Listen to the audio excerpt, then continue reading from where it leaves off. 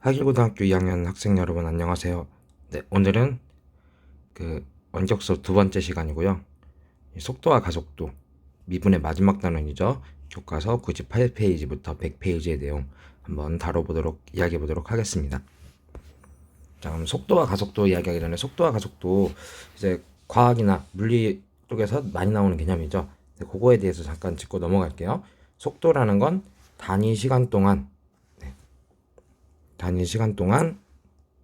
물체의 위치 변화 이고요. 속력은 비슷한 개념인데요. 단위 시간 동안 물체의 이동 거리를 의미합니다. 이게 무슨 말이냐? 예를 들어 어떤 사람입니다. 여기 50m 떨어진 거리를 이쪽으로 갔다가 이쪽으로 다시 돌아왔다고 해볼게요. 그리고 거리는 직선으로 이동했다고 할게요. 자, 그러면 이 이동한 시간에 10초 걸렸다. 사실 10초 걸리면 거의 엄청 빠른데. 자, 10초 걸렸다고 하면 이동 거리는 어떻게 되냐? 이동 거리는 50m를 갔다가 다시 50m를 왔으니까 100m가 되고요. 자, 위치 변화라는 것은 이 사람이 10초 있다가 결국 자기 자리로 돌아왔으니까 위치 변화는 0이 돼요. 자, 그래서 속력을 계산하면 평균 속력이죠. 평균 속력을 계산하면 10분의 이동거리 100 해서 10m/s가 되는 걸 알 수 있고요. 근데 속도를 구해보면 10분의 위치 변화량은 0이기 때문에 0m/s 되는 거 알 수 있습니다. 속도와 속력 구분하셔서 여러분들 이해하셨으면 좋겠고요. 가속도라는 말은요, 단위 시간 동안 물체의 위치 변화가 아니라 속도를 변화한 양을 가속도라고 합니다.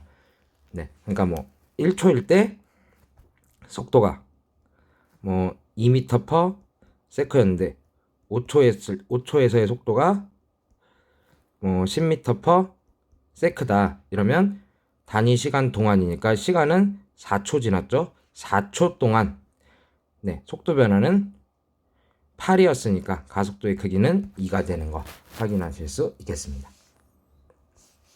자, 그러면 이 속도와 가속도 사실은 과학에서 나오는 개념인데 우리는 지금 배우고 있는 게 뭐예요? 우리가 하고 있는 건 수학이고 그 중에서도 미분에 대해서 얘기하고 있죠. 미분. 자, 그럼 미분을 통해서 우리가 위치, 속도, 가속도의 관계를 어떻게 알 수 있느냐? 자, 속도라는 게 두 가지가 사실 존재합니다. 두 가지가. 자, 어떤 것이 존재하면 평균 속도와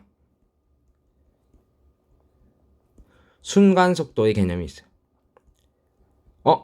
근데 우리가 이제 평균 속도와 순간 속도라고 했는데 우리가 미분 배울 때 맨 처음에 무슨 얘기를 했냐면 평균 변화율이라는 얘기를 했었고요.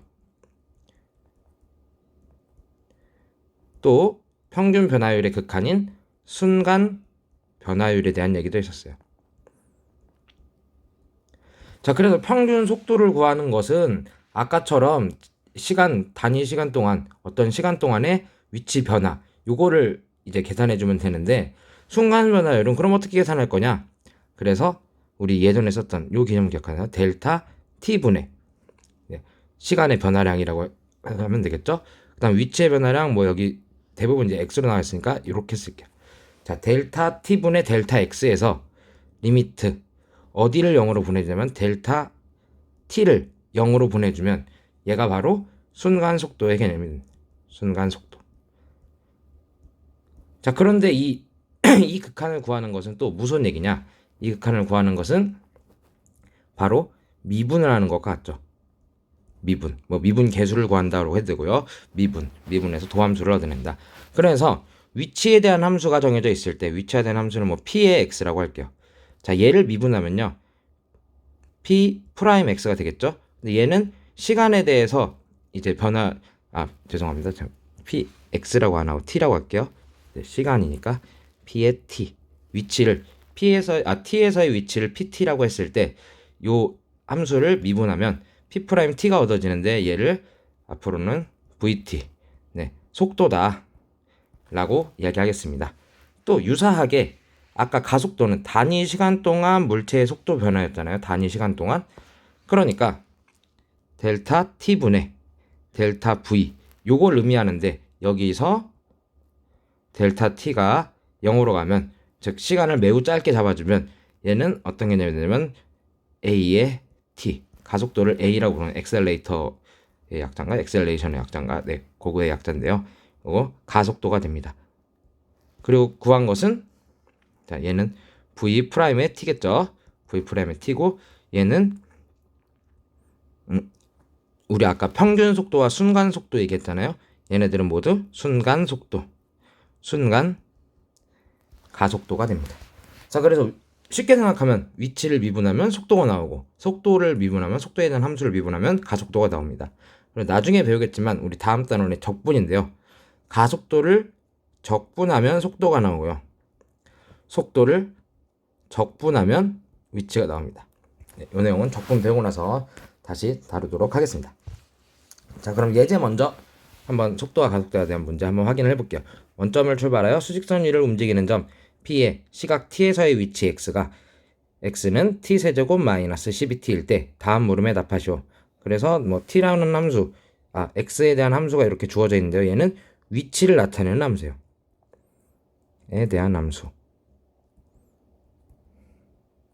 이렇게 생각하면 T는 0일 때 대입해보면 X는 0이고요. 뭐 T가 뭐 1이라고 해볼게요. T가 1이면 X는 마이너스 11이네요. 그러니까 T가 0일 때는 X는 0의 위치에 있고요. T가 1일 때 X는 마이너스 11의 위치에 있겠네요. 자, 그때 물어보는 것은 점 P의 속도와 가속도를 구하시오. 자, 속도와 가속도를 구하라고 했으니까 이제 위치를 미분하면 속도에 대한 함수 얻어낼 수 있겠죠.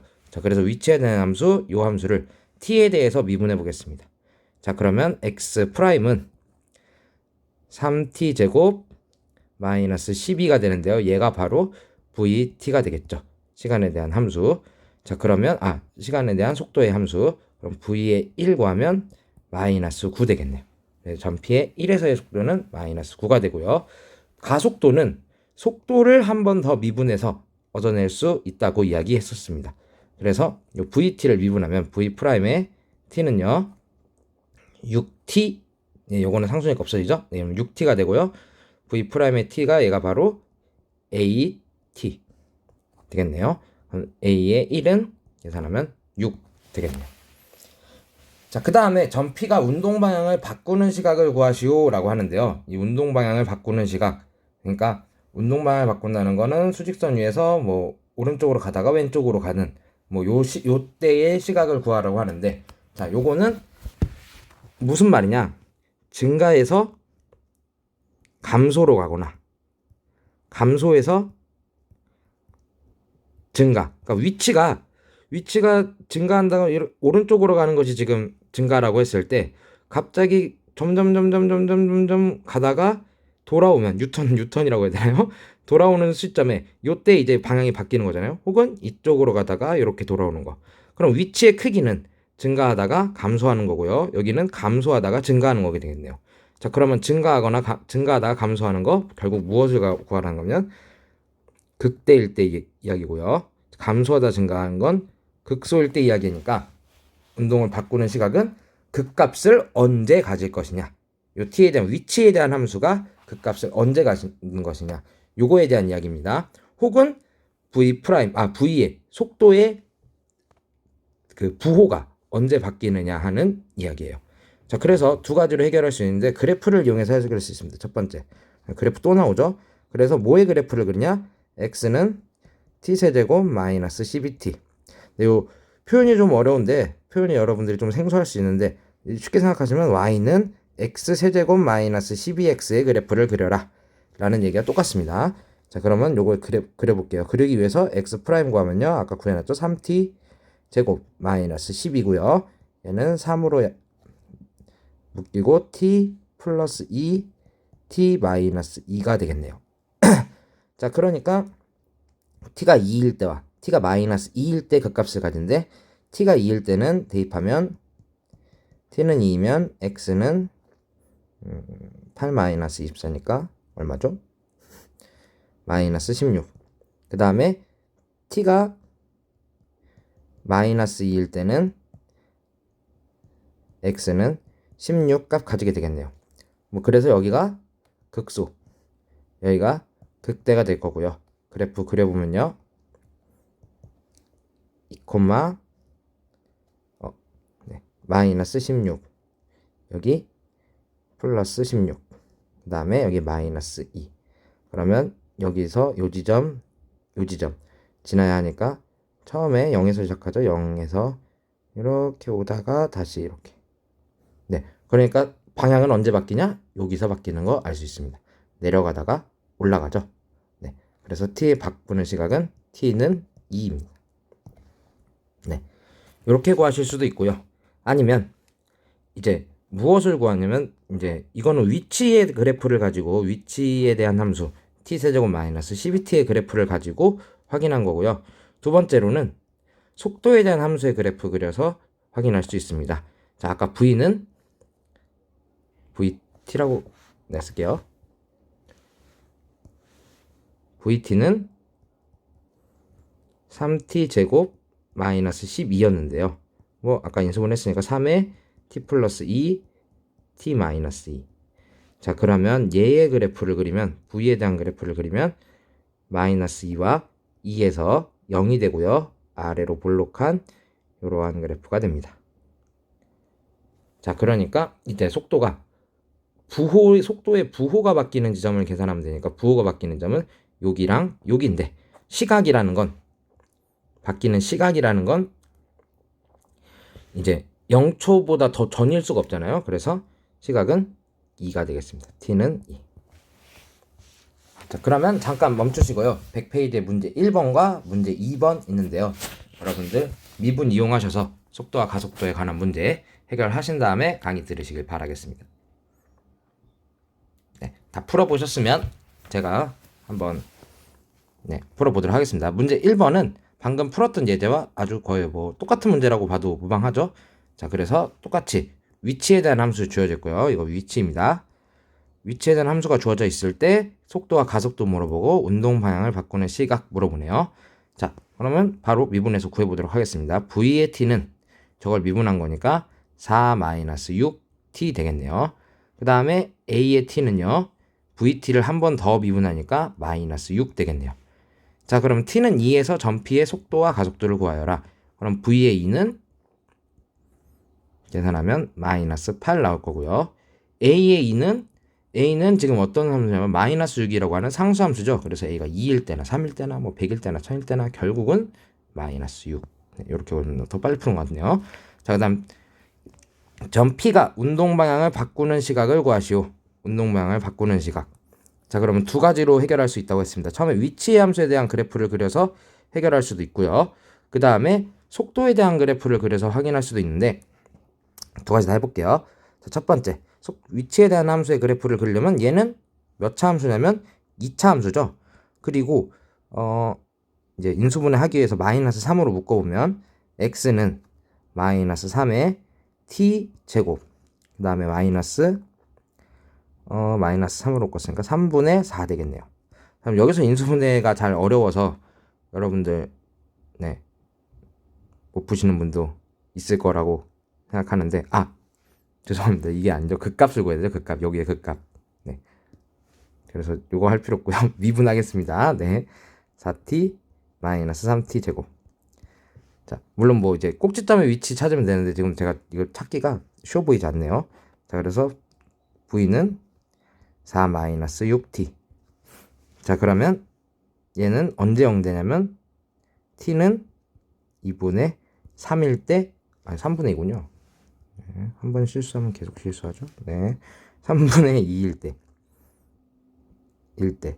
그리고 얘는 위로 볼록한 그래프일 거니까 아마 t는 3분의 2일 때 뭐 0에서 이렇게 되어서 이런 그래프 될 겁니다. 3분의 1 때 값 대입돼 보면 3분의 1 때 3분의 8 마이너스 9분의 4에 곱하기 3이니까 이거 3이죠? 3, 3 없어지고 3분의 4 나오네요. 여기 3분의 4.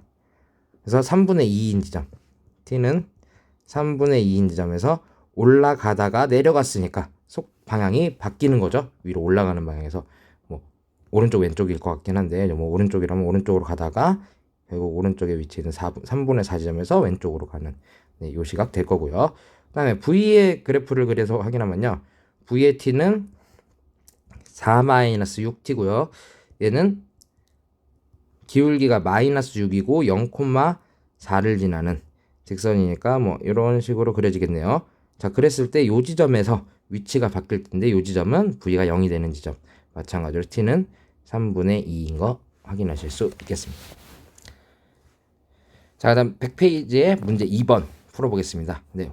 물로켓을 쏘아 올렸을 때 시간에 따른 높이 어떻게 되느냐. 뭐 이제 물리 공부하시는 분들은 얘가 뭐 자유낙하 운동이다. 쏘아 올린 다음에 올라가면서 점점 떨어지게 되겠죠, 결국. 자, 그래서 최고 높이에 도달하는데 걸린 시간과 그때의 높이를 구하시오. 즉 위치의 최대값을 구하라는 거죠. 최대값. 위치의 최대값을 구하라는 얘기고요. 그 다음에 물로켓이 지면에 떨어지는 순간의 속도. 그럼 떨어지는 순간을 우리가 구해야겠네요. 지면에 떨어지는 순간. 자, 한번 해결해 보도록 하겠습니다. 자, 그러면 이 물로켓이 최고 높이에 도달하는데 걸린 시간 알기 위해서 최고 높이에 도달하는 건 이제 물리를 많이 해보신 분은 알겠지만 올라가다가 결국 속도가 점점 감소해서 다시 떨어지게 되는 요 시점을 얘기하는 거니까 속도가 변할 때. 그리고 우리가 알고 있는 그 수학의 개념에서는 증가하다가 감소로 변하는 극대값을 얘기하는 거죠. 극대값.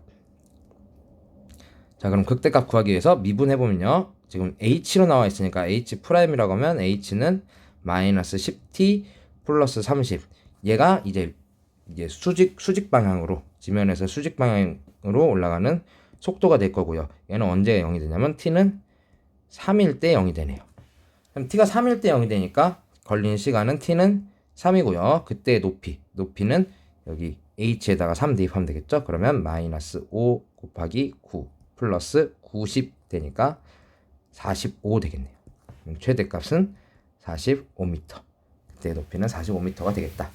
자, 그 다음에 이 물로켓이 지면에 떨어지는 순간의 속도를 구하시오. 네. 아시는 분은 아시겠지만 올라가는데 걸린 시간이랑 떨어지는데 걸리는 시간은 똑같습니다. 물리에서는. 그래서 t는 6하고 6일 때의 속도를 그냥 구해서 계산하셔도 되고요.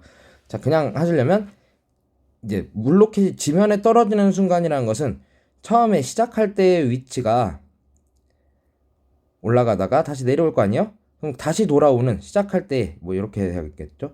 쐈다가 다시 돌아오는, 물로켓을 쐈다가 다시 돌아오는 지점의 위치는 0이 되니까, 그러니까 h가 0이 되는 지점을 하나 더 찾으면 되겠죠? 그래서 h는 마이너스 5t 제곱 플러스 30t인데 마이너스 5로 묶으면 t 제곱 마이너스 5t로 묶겠습니다. 마이너스 5t t 마이너스 6. 그래서 0초일 때와 6초일 때인데 0초일 때는 시작한 지점이고 6초일 때는 다시 떨어진 점이니까 6초일 때 이 순간의 속도를 구하면 되겠죠. 그러면 속도는 다시 여기에서 구해야 되죠. h'에서. 그러면 6초일 때 속도는 마이너스 30입니다. 네, 끝이에요. 네, 오늘은 좀 강의가 좀 짧은데 여러분들 강의 열심히 들으셨으면 네, 나머지 스스로 확인하기 문제나 이런 것들 좀 시간 남으시면 풀어보는 시간 가지셨으면 좋겠습니다. 속도와 가속도 여기서 마무리하겠습니다. 안녕.